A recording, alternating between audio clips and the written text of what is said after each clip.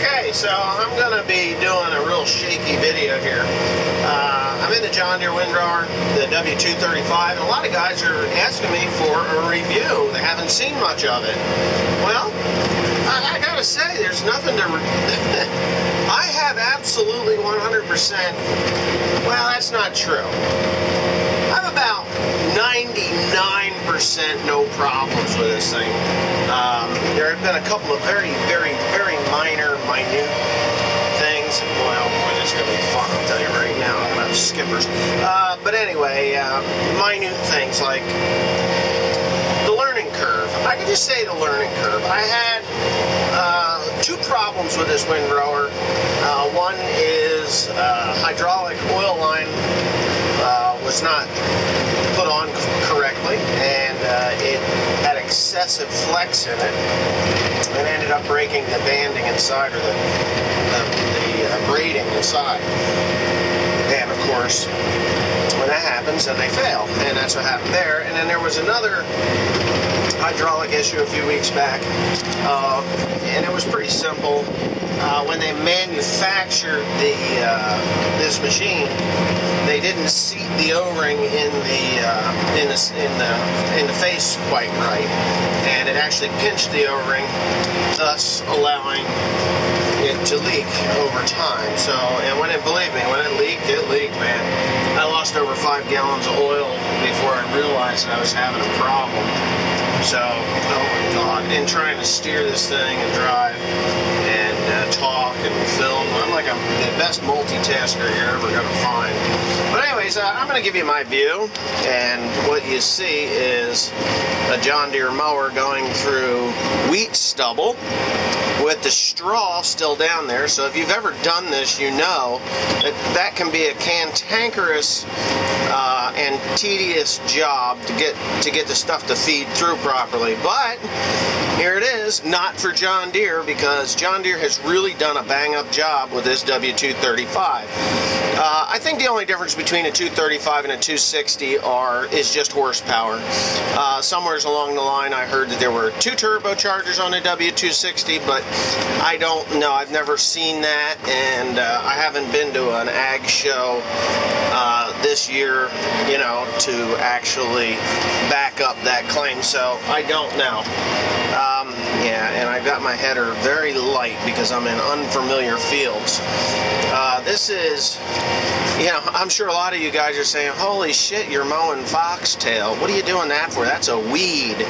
Well, it is a weed if it was not usable, but this is actually a crop. This is the weed of choice, if you ask me, when it comes up in wheat stubble. Now, I bought this weed off the farmer that owns these fields. That's why I've got everything set up light, and I'm not really going that fast. I'm only mowing at about 9.5, 10 mile an hour, especially while I am talking on YouTube. So, yeah, I'm at 9.7 right now. Everything. But anyways, as far as the John Deere, I'll tell you what, when the year is over, I'm going to go into in-depth what I think of this machine. And, you know, if this was the no-rower, there would have been 25 videos already about what kind of a piece of junk it was. And I vowed that I would not do that to John Deere because it was exhausting.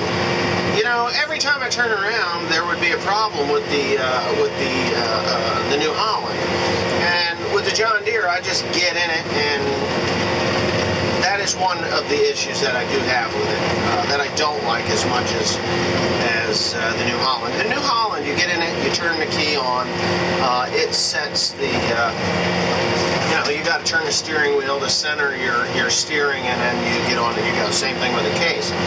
This John Deere here also, you have to do that, but it's not very often. I think in the however many months that I've owned this thing and used it, 1,000 acres or so that I've put on this,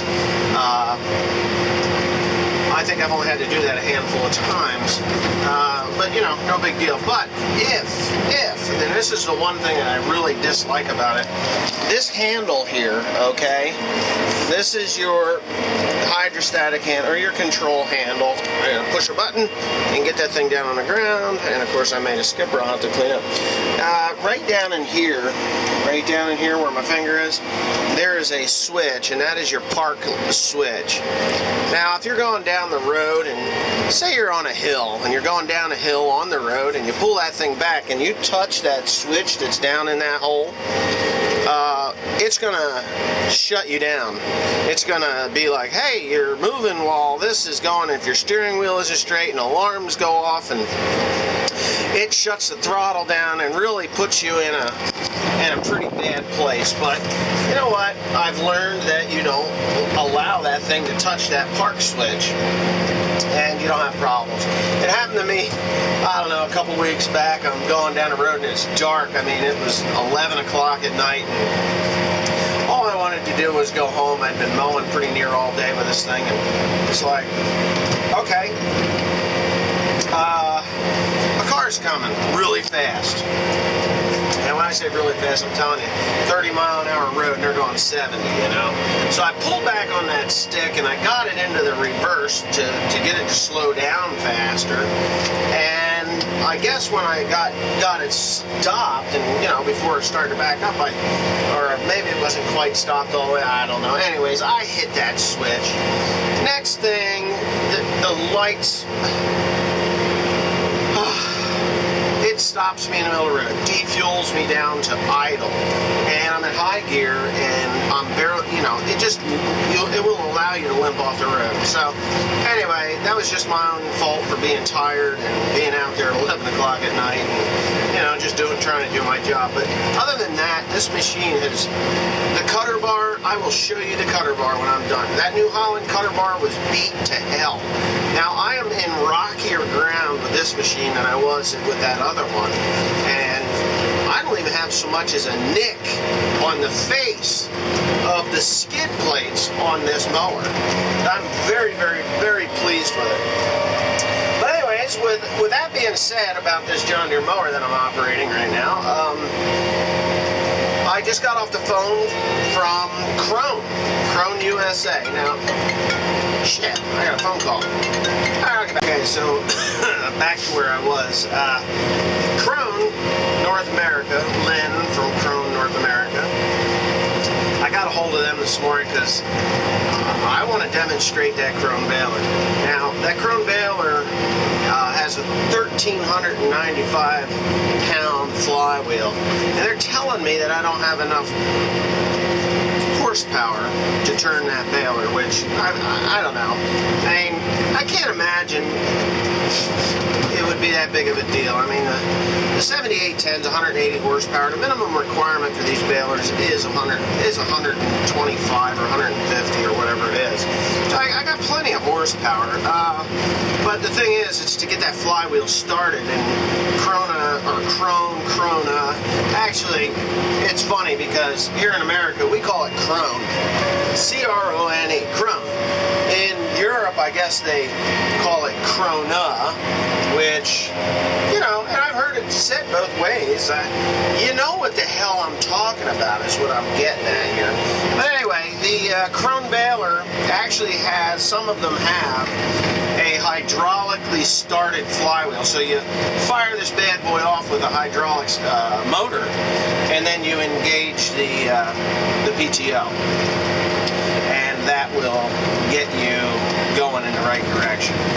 So that's what his concern was as far as me running the Krone baler. Worst case scenario. Now, worst case scenario. I really want to get away from the New Holland baler. Not because the New Holland baler is a bad baler, but because New Holland can't seem to pull their head out of their ass when it comes to that pickup. The pickup on the New Holland baler is weak at best. It doesn't pick up high enough. It doesn't hold together. I'm on my third pickup frame on that BB 340R rotor model. Okay, the standard The BB9080, that one broke all the pieces too, which annoyed me.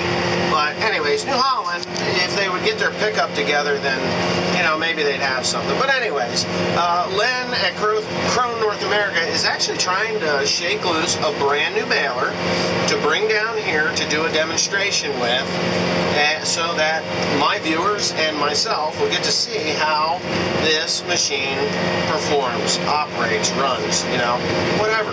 I think the camless pickup is a way better idea than anything else, but New Holland engineers need to pull their heads out of their asses and get this thing together, because I honestly believe that the New Holland baler, from the pickup back, is probably, to me, it seems to be the best baler it is the best baler I ever ran, but, you know, it seems to be the best baler on the market. Everybody else has got some other form of fucked up stuffer system, excuse the language, but New Holland just uses that rotor, fills the pre-charged chamber till it's solid, and whammo, fires off a slice up into the bale chamber, and boom, it makes a bale, and that's that. But anyways, that's what's going on. That's some of the updates on some of this equipment that I'm running, and yeah, thanks for watching. Please comment, rate, and subscribe if you like this and more. You know, if you like this channel, great. If you don't, oh well. Anyway, I'll have to edit that out. It just didn't sound right.